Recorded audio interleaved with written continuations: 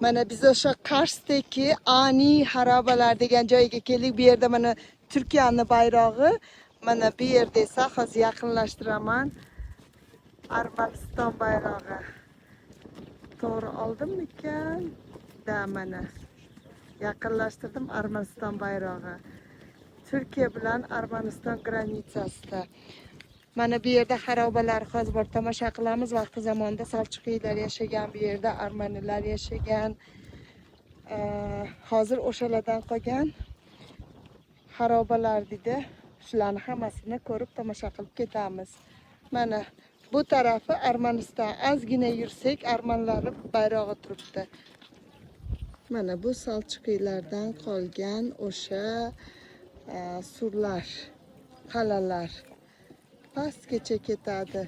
Naryoq tarafida kilisa, cherkovlar bor. Bir vaqti zamoni sherlarda insonlar yashashgan. Tevarak atrofi dala, adirlik, keyin havosi juda ham tabiati, juda ham yaxshi tabiati.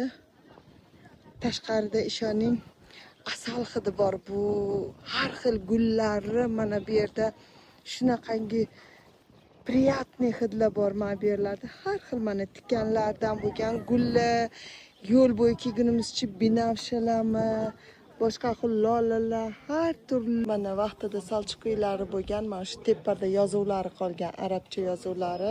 Bu yerda esa arslon mana toshdan ozgina ko'rinishlari qolgan, mana bu yerda yozib o'tadi. Endi davom ettiramiz. Hatlar bazen geçiyor.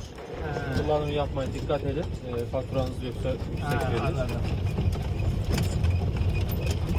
Eğer anlatım rehberlik isterseniz baş mağazada gönlünüzde ne verirseniz anlatım rehberlik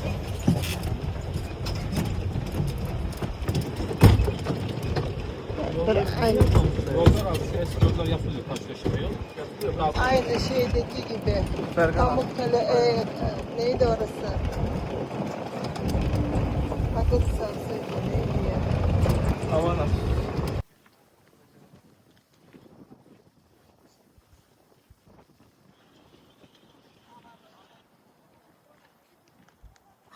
Armaniston bilan Turkiya arasida mana shu yerdagi mana oqib turgan daryo ayiradi o'rtada.